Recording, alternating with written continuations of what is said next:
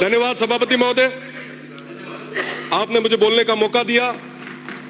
सबसे पहले मैं शिव की जनता का धन्यवाद देना चाहूंगा कि उन्होंने एक अध्यापक के बेटे पे विश्वास जताया और प्रदेश की सबसे बड़ी पंचायत में सबसे युवा सदस्य बनने का मौका दिया। शिव की देवतुल्य जनता का मैं धन्यवाद देता हूं। साथ ही साथ मैं वर्तमान सरकार को बहुत बहुत धन्यवाद देता हूं कि वो यूथ पॉलिसी ले आए।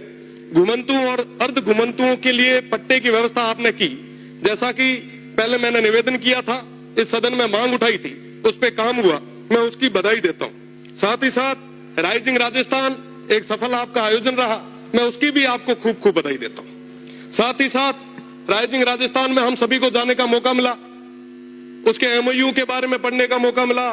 रोज अखबारों में बहुत बड़ी बड़ी बातें उसको लेके लिखी जाती थी। 35 लाख करोड़ के एमओयू हुए, बहुत बढ़िया है, होना चाहिए, स्टेट आगे बढ़ना चाहिए, विकास होना चाहिए, बहुत ज्यादा जरूरी।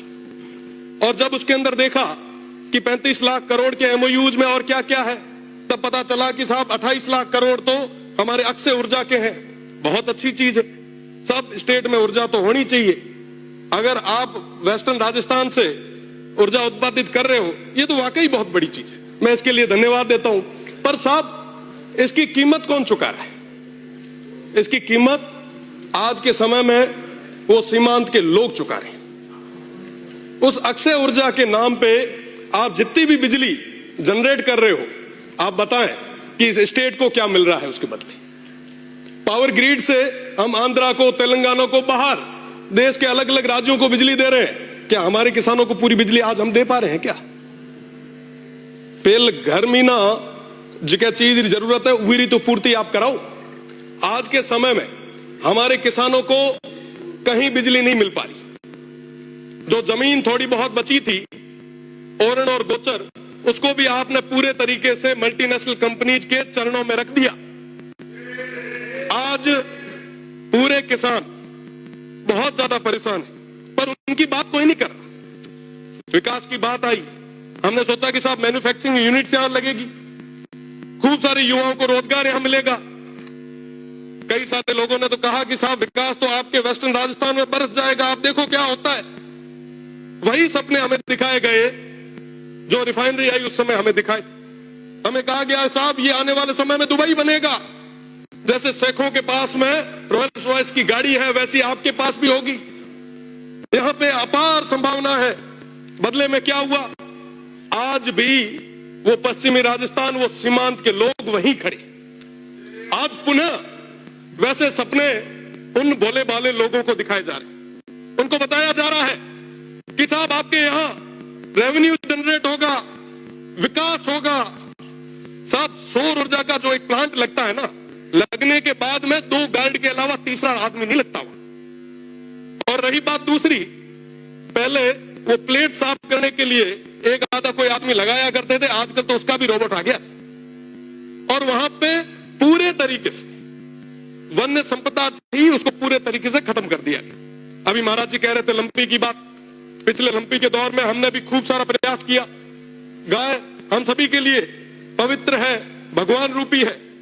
पर साहब आप बताएं कि जब ये ओरण और गोचर खत्म हो जाएगा तो वो गौ माता कहां जाएगी?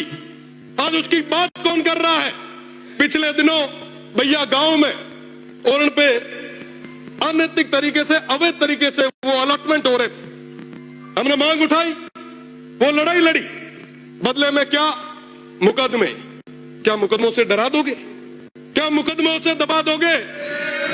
मैं आपको कहना चाहूंगा कि वाकई अगर आप चाहते हो, वाकई अगर आप युवाओं के साथ हो, वाकई आप अगर किसानों के साथ हो, मैं आपसे निवेदन करना चाहूंगा कि आप 70% अनस्किल्ड और सेमी स्किल्ड में प्राइवेट जॉब्स में रिजर्वेशन लाए और कहें कि साहब जहां पे ये काम हो रहा है वहां के युवाओं को हम वरीयता देंगे। आप लाए? आप नहीं ला पाएंगे। मैं चैलेंज करता हूं, अगर आप ले आ पाए तो आप कहोगे वहां खड़े रहने के लिए हम लोग तैयार हैं। साहब आज इस तरीके से आप ये जो काम कर रहे हैं वाकई बहुत दुखद है। लाखों की संख्या में खेजड़ियां कट रही है, वन्य संपदा खत्म हो रही है। आप याद करो तेजाजी महाराज को, बाबू जी को, हडबू जी को, अमृता देवी जी को, जम्बेश्वर भगवान को, सब पर्यावरण के लिए उन्होंने कीजिए। पर्यावरण के लिए उन्होंने क्या क्या नहीं किया, पर आज बदले में क्या हो रहा है? हम एक तरफ एक पेड़ मां के नाम लगा रहे हैं और दूसरे तरफ 100 पेड़ किसके नाम पे काट रहे हैं। जवाब मांगती है ये जनता, स्टेट देख रहा है। और मैं तो पश्चिमी राजस्थान के उन तमाम हमारे 47 माननीय सदस्यों से मैं कहना चाहूंगा, अगर समय रहते आपने उस क्षेत्र की आवाज को नहीं रखा तो वो जनता तैयार बैठी है। ये 1 साल निकल गया, 4 साल निकल जाएंगे, पता नहीं चलेगा। साहब उन लोगों के लिए, उन सीमांत के लोगों के लिए अगर कुछ भला कर सको तो कर लो, इससे बड़ा कोई मौका नहीं आना है। आप जिस सौर ऊर्जा की बात कर रहे हो, आप जिस विंड की बात कर रहे हो, मैं बताना चाहूंगा वो विंड जहां लगता है आसपास के 500 मीटर उस परिधि में कोई भी इंसान और आने वाली पीढ़ी वो सुन नहीं पाएगी। ये स्थितियां उस क्षेत्र में पैदा होने वाली है। साथ बात करनी होगी। मैं तो निवेदन करूंगा सभापति जी से कि आप नहीं होगा। माननीय सभापति महोदय,